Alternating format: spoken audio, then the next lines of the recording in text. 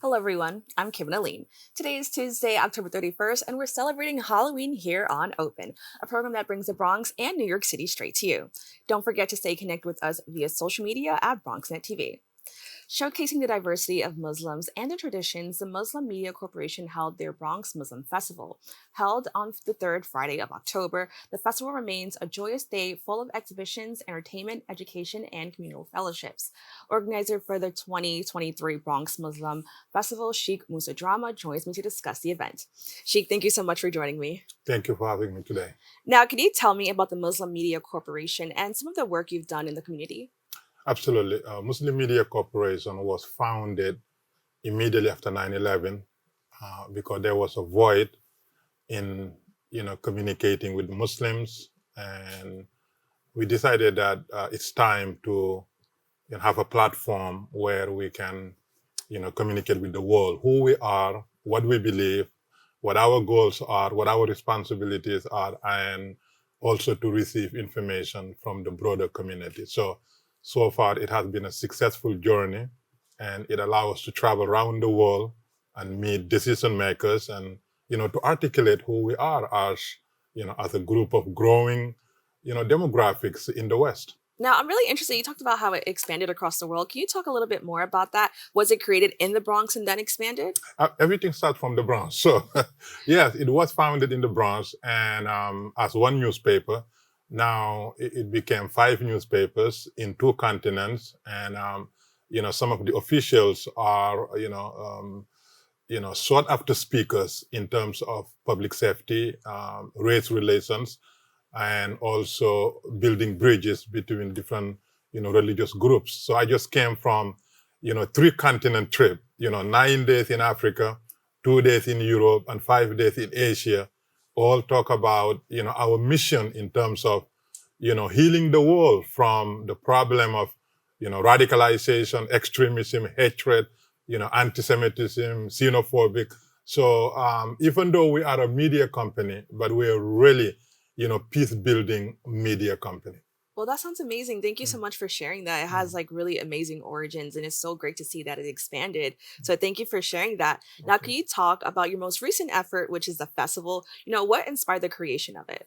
Absolutely. The Bronx Muslim Festival was inaugurated primarily to acknowledge our presence here and to also showcase our diversity and our contributions, but most importantly, to also educate the younger Muslim Americans about their primary responsibility as citizens.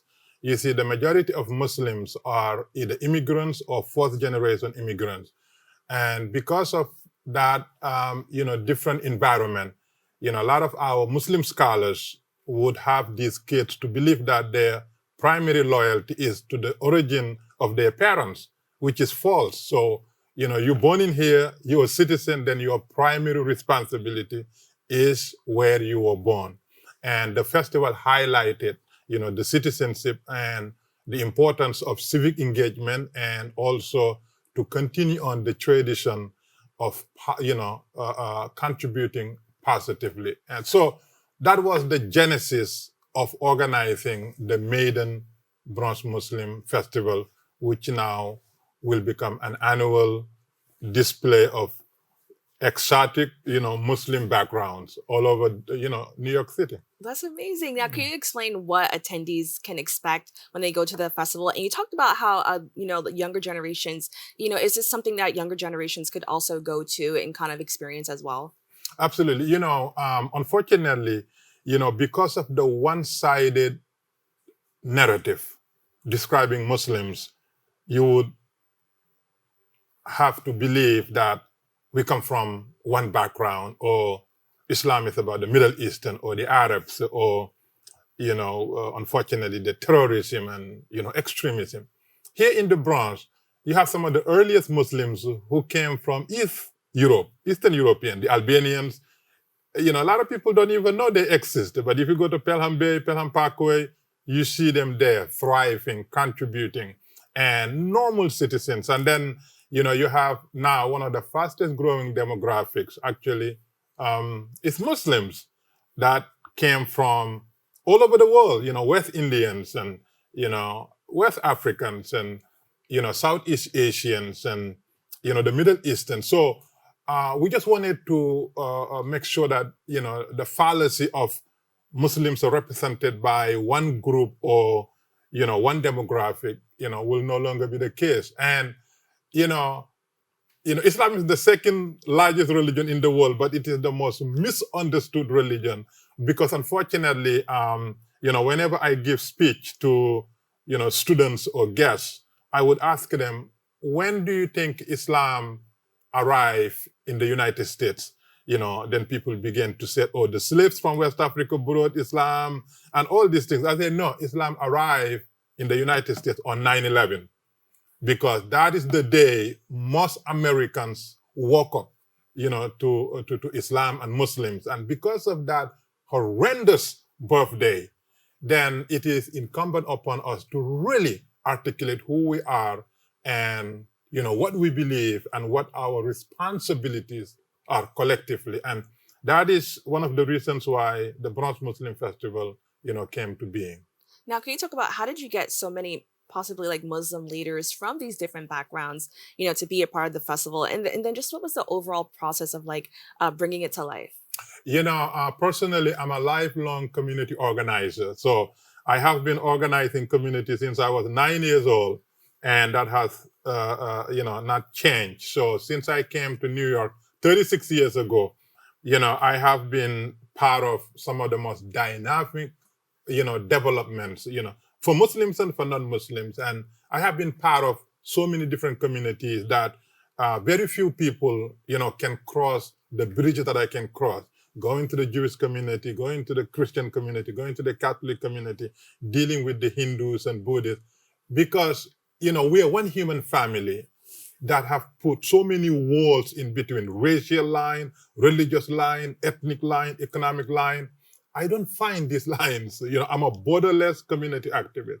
That's why when we decide to organize things, people understand that this person is a uniter, is a builder, and therefore I will join. And that is why most of what we do it successfully because people understand who we are and what we're coming from and what our overall objective in organizing such events are.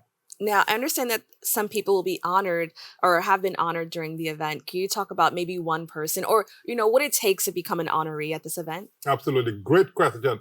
In our religion, our prophet, was sent to be merciful to the world. So in the Quran, God is telling him, وَمَا أَرْسَلْنَاكَ إِلَىٰ رَحْمَةً لِلْعَالَمِينَ, which translates, I send you only as a mercy to the world, nothing else. As a mercy to the world. So because of that, we selected some of the most merciful messengers within the Bronx who are contributing positively, who are good neighbors, who are providing services, who are benefactors, to their neighbors. And we came up with 5 most dynamic pioneers.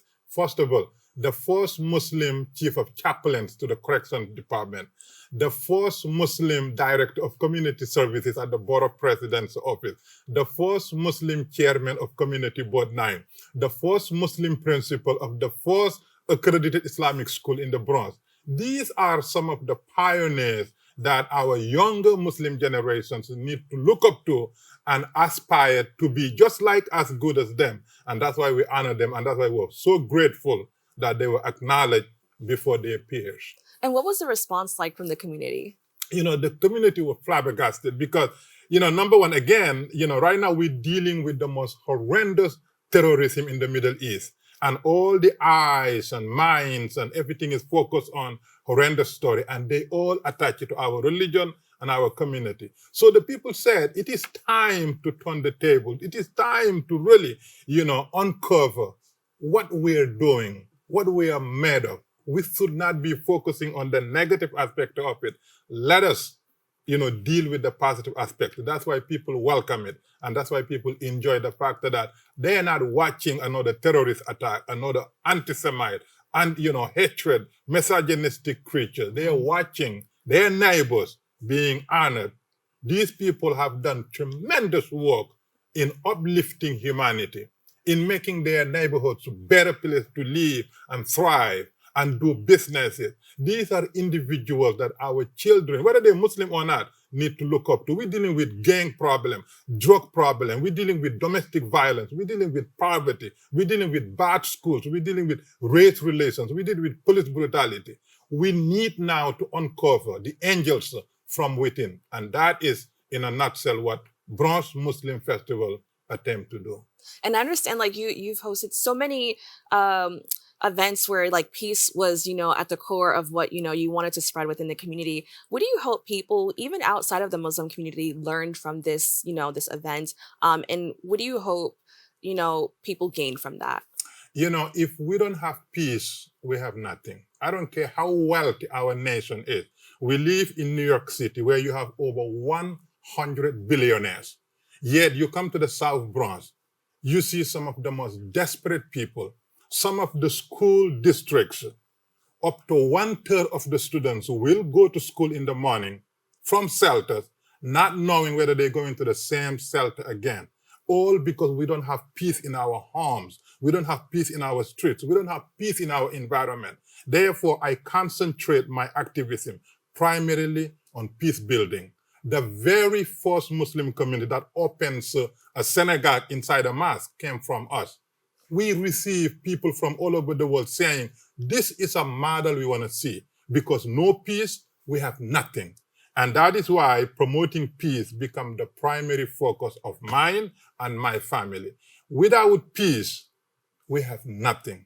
And I think time and time again, the level of violence we're seeing prove that to be right. In the last 36 months, my community sent to remove 127 gang members off the street. We got them jobs. We sent them back to school. Some of them got married.